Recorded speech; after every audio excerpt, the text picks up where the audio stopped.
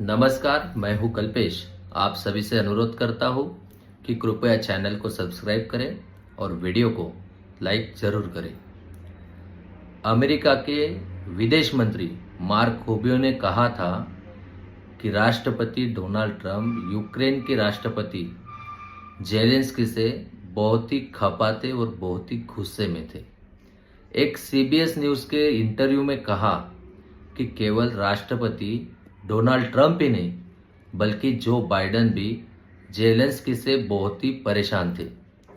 पर लोगों को ये बात बिल्कुल भी भूलना नहीं चाहिए कि अक्टूबर 2022 में प्रसारक एनबीसी ने एक रिपोर्ट प्रसारित की थी जिसमें बताया गया था कि जून 2022 में तत्कालीन अमेरिकी राष्ट्रपति जो बाइडेन ने जेलेंस्की से फोन बात करते वक्त खुद का आपा खो दिया था। इसी तरह 2022 में जुलाई में ब्रिटेन के रक्षा मंत्री बेन वॉलेस ने भी चेतावनी देते हुए कहा था कि यूक्रेन को ये बात समझना चाहिए कि उसके अंतरराष्ट्रीय पार्टनर ये कोई अमेज़न कंपनी नहीं है कि ऑर्डर दिया और सामान घर पर पहुंच गया। उन्होंने उस वक्त ये भी कहा था कि यूक्रेन को इस मदद से आभारी होना चाहिए। तब ब्रिटेन के प्रधानमंत्री ऋषि सुनक थे। ट्रंप ने सत्ता में आने के पहले ही यूक्रेन को लेकर संदेश भी दिया था कि उनका रुख बाइडेन से बिल्कुल अलग होने वाला है। क्या भारत के लिए भी ट्रंप आक्रामक है? जानते हैं इसी वीडियो में। भारत के लिए ट्रंप सत्ता में आने के पहले भी और बाद भी काफी आक्रामक थे, लेकिन पीएम मोदी ने व्हाइट हाउस जाने के पहले ही पूरी तरह से तैयारी कर ली थी कि ट्रंप के दूसरे कार्यकाल में ट्रंप को किस तरह से हैंडल करना है। आम बजट में भारत ने अमेरिका से आयात होने वाले उत्पादनों पर टैरिफ कम कर दी और ऊर्जा के साथ ही रक्षा सहयोग भी बढ़ाने की घोषणा कर दी थी। यहां तक कि ट्रंप ने मोदी के वॉशिंगटन पहुंचने से पहले ही रेसिप्रोकल टैरिफ की घोषणा कर दी थी, लेकिन भारत ने ट्रंप की किसी भी घोषणा की आलोचना नहीं की। ट्रंप की आक्रामकता पर भारत से कोई भी प्रतिक्रिया न आना इसे ट्रंप को हैंडल करने की तैयारी और रणनीति के तहत देखा जा सकता है। विदेशी मामलों के जानकार और वरिष्ठ पत्रकार निरुपमा सुब्रमण्यम ने कहा कि जेलेंस्की ने पुतिन के साथ शांति समझौते के साथ सुरक्षा गारंटी की भी मांग की थी, जबकि पीएम मोदी ने ट्रंप की कोई भी बात मानने से इनकार नहीं किया। ट्रंप टैरिफ को लेकर भारत को खुलेआम आड़े हाथों लेते आए, लेकिन मोदी जी ने उनसे बहस नहीं की। भारत ने ये सारी बातें बंद दरवाजे के भीतर कहना उचित समझा।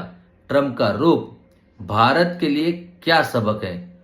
ट्रंप ने सत्ता में आने के पहले ही कुछ चीजें साफ कर दी थी कि भारत के लिए भी ये स्पष्ट संदेश है।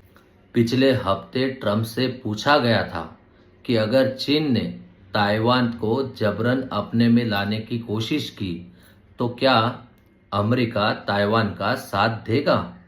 तो इस पर ट्रंप ने कहा था कि मैं इस पर कोई भी टिप्पणी नहीं करना चाहता क्योंकि मैं खुद को इस विवाद में उलझाना नहीं चाहता हूं। ट्रंप आने के बाद से कह रहे हैं कि अमेरिका किसी को भी मुफ्त में सुरक्षा गारंटी नहीं देगा।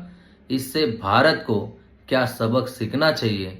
इस पर अमेरिका के डेलावेयर यूनिवर्सिटी में अंतरराष्ट्रीय मामलों के प्रोफेसर डॉक्टर खान कहते हैं कि भारत के लिए ये सबक है कि ट्रंप के लिए अमेरिका फर्स्ट है। आप अमेरिका के कहने पर चीन से युद्ध नहीं कर सकते। जब ट्रंप यूरोप के नहीं हुए तो भारत के क्या ही होंगे। जब ट्रंप कनाडा को घुटनों के बल ला सकते हैं तो भारत के प्रति उनकी सहानुभूति क्यों होगी? क्या हो रहे भारत के दोस्त? मोदी के अमेरिका जाने के पहले ट्रंप चीन के राष्ट्रपति शी जिनपिंग की तारीफ कर चुके थे। ट्रंप ने मोदी के साथ प्रेस कॉन्फ्रेंस में भी कहा था कि चीन दुनिया का अहम देश है। ट्रंप ने चीन और भारत के बीच मध्यस्थता करने की भी प्रयास की थी, लेकिन भारत ने किसी तीसरे देश से मध्यस्थता करने से साफ इनकार कर दिया था।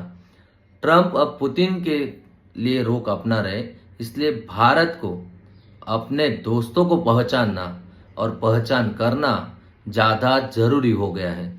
निरुपमा सुब्रमण्यम कहती है कि भारत को एक सच का सामना करना होगा।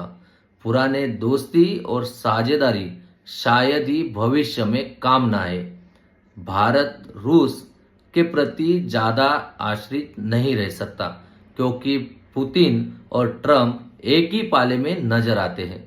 चीन की करीबियां पाकिस्तान से बढ़ रही है और ग्लोबल साउथ की अहम शक्तियां ब्राजील और दक्षिण अफ्रीका के बीच दिल्ली के तुलना में बीजिंग के करीब है। आज के वीडियो में इतना ही। हमारे साथ बने रहे। जय हिंद, जय भारत, वंदे मातरम।